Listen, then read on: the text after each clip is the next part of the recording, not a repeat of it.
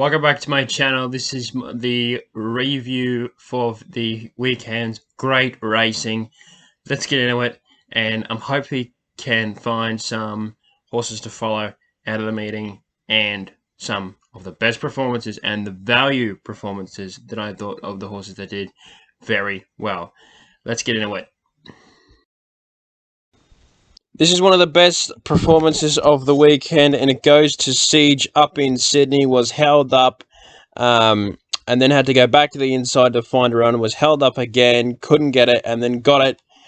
Got out late and repelled the charge of Easy Single and just kept powering away. Didn't win by a space, but it was still a very strong win, and I think the horse can go on. He's a very good horse, this. This is another one of the best performances of the weekend, and it goes to Sheeza Belter, who in the JJ Atkins proved her class, was wide in the straight and just powered away under Willie Pike. It was like the ride on Gypsy Goddess, was wide and just powered away on top of the ground. She's very good, and look, she beat a very good field here and beat them convincingly, and I think that this horse is well, clearly now Group 1 quality, and I think can go on with it, and Willie Pike's got a very good horse to look forward to. This is the second last best performance of the weekend, and it goes to Alligator Blood.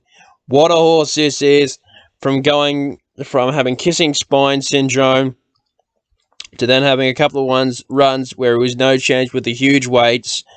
Then going to Gain Adrian, he's had 2 runs for them, was outstanding in his first up run before the Stratty, and he only won this Stratty second up. He's an absolute brilliant horse. Timmy Clark rode him perfectly. He absolutely exploded, and he beat prior Group 1 winners in the field, Private Eye and Apache Chase, among a smattering of others. But this horse, he's just a marvel, and he's a tough, strong horse, and I'm looking forward to seeing him in the spring in Melbourne.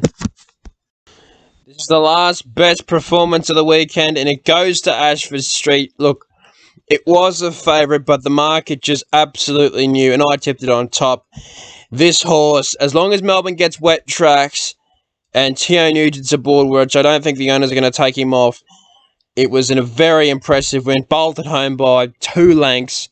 Probably a bit more, actually, and was just so good and just won very well, and gave T.O. Nugent and other winners a senior, and he's absolutely flying. I don't think there was much excuses for the Beaten Brigade. The one that I probably would say that would be following would be William Thomas, but these are the 2 best value performances of the weekend, and they both come up in the same race here, and that is Horrifying and Mimi's Award. Now, obviously, Horrifying got all the favours up in front. The jockey took the initiative to take the lead, and look, he just kicked off it, and probably was a little bit disappointing in the Ramsden, but backed it up here and just blew this field away.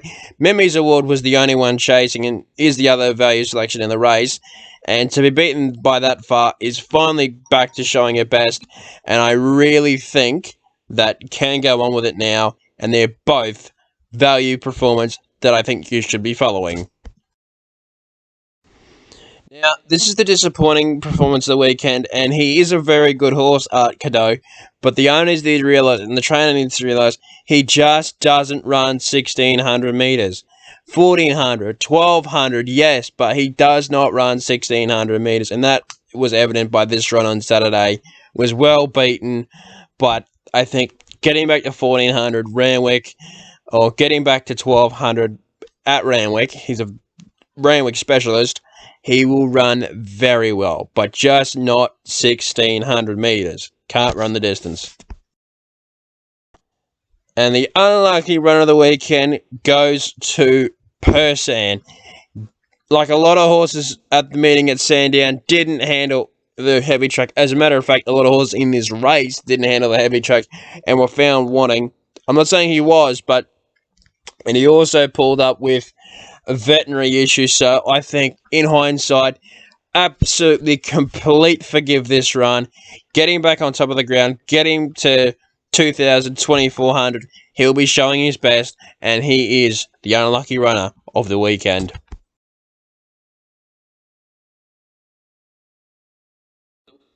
Now, this is one of the horses to follow, in my opinion, and it's Kolding. He's back. He is back, and he's back with a bang, because he presented at the top of the straight as if he would win the Q22, and look, Numerian went up the fence and just kicked away, and Kolding couldn't bridge that gap. But I do think that keep him on top of the ground, probably back to 2,000 meters, you'll get him winning again, and he is a very good horse.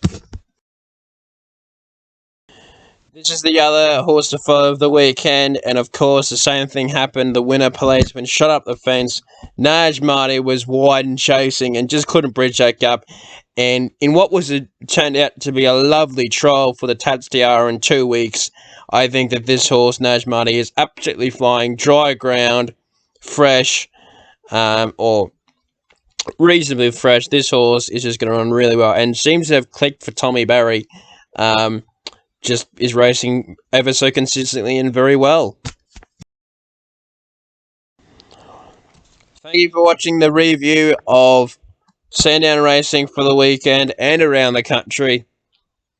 I hope you've enjoyed it, and I'll see you next weekend, where I will be reviewing the Creswick meeting at Flemington, as well as a lot of other races around the country. Thank you, and I hope you've enjoyed it.